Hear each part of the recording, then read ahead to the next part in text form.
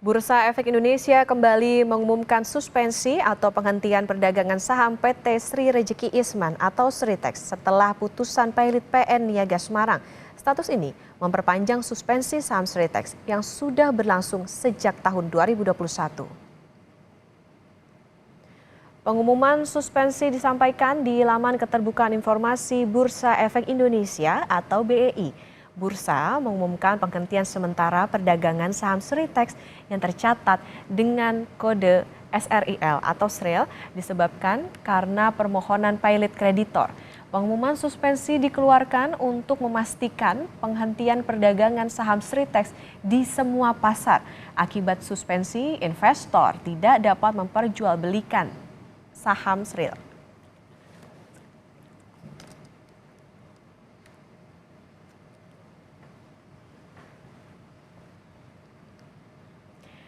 Lebih lengkap mengenai suspensi Sritex di Bursa Pasar Modal, kita bergabung dengan jurnalis Kompas TV Masni Rahmawati. Masni, selamat pagi. Jadi di angka berapa terakhir saham Sritex ini dibekukan? Apa yang menjadi pertimbangan BI melanjutkan suspensi saham Sritex?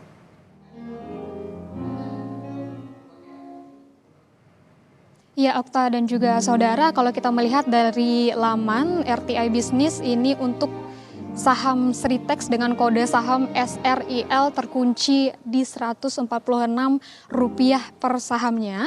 Usai disuspensi oleh Bursa Efek Indonesia sejak Mei 2021 lalu.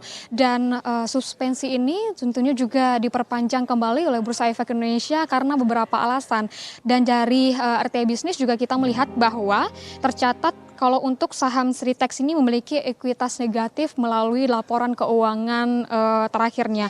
Alasan Bursa Efek Indonesia untuk memperpanjang suspensi terhadap saham SRIL ini selain adanya putusan dari Pengadilan Negeri Semarang yang memvonis kalau Sritex mengalami pailit dan juga melihat bagaimana dengan kondisi keuangan perusahaan di mana kalau kita melihat beberapa tahun terakhir kondisi perusahaan ini mengalami kesulitan di bagian keuangan.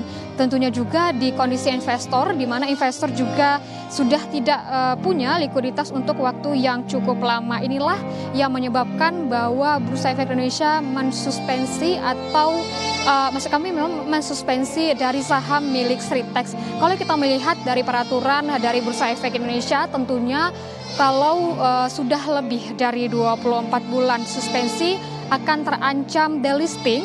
Dan kalau kita melihat juga bagaimana dengan lamanya suspensi yang terkena kepada saham SRIL ini sudah hampir 40 bulan, tentunya ini menyatakan bahwa SRIL ini atau saham dari Sritex ini bisa saja delisting di Bursa Efek begitu.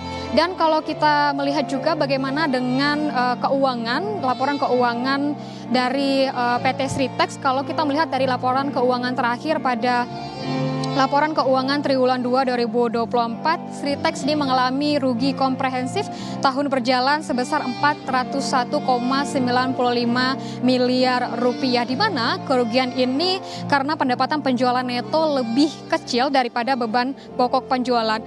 Dari triwulan 2 2024, penjualan neto dari PT Sritex ini sendiri hanya 2,05 triliun rupiah, sedangkan untuk beban pokok penjualan ini mencapai 2,34 triliun rupiah. Ini mengartikan bahwa dari rugi bruto yang diterima oleh Sritex ini sendiri mencapai 289,15 miliar rupiah. Selain itu pun, selain dengan laporan keuangan dan juga kerugian yang dialami oleh Sritex sendiri, untuk dari Sritex juga memiliki utang ke beberapa bank swasta. Total ada 28 bank swasta yang mendapatkan utang dari Sritex begitu. Dan total keseluruhan dari utang yang dimiliki oleh Sritex pada 28 bank swasta ini mencapai 828,08 juta US dollar begitu. Dan untuk bank yang mendapatkan utang terbanyak dari Sritex itu adalah Bank BCA dengan total 82,67 juta dolar Amerika Serikat. Tentunya kita melihat bagaimana dengan kondisi yang dialami oleh Sritex saat ini, juga mendapatkan dampak negatif pada kepercayaan investor. Maka dari itu dari pemerintah ini juga turun tangan untuk mengatasi persoalan dari Sritek. Kalau beberapa hari yang lalu kita melihat bahwa Presiden Prabowo Subianto ini melakukan rapat terbatas dengan beberapa kementerian, selain juga membahas bagaimana dengan perkembangan industri tekstil, juga membahas termasuk Sritek yang persoalan Sritek yang terus berjalan begitu.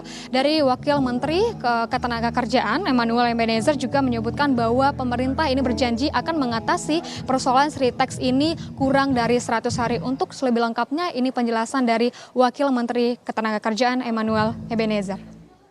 Kami ada semacam kesepakatan dengan kreditur soal tenggang waktu. Karena ini hal biasa ya. Dalam dunia bisnis, soal utang minta penambahan waktu pembayaran, kemudian ya kita juga diperintah oleh Pak Presiden untuk memastikan tidak ada PHK. Yang jelas nggak nyampe 100 hari sudah selesai. Nggak sampai 100 Agar hari. tingkat keyakinan buruh tetap bekerja, kepastian itu kan paling penting ya. Yang paling penting itu kepastian.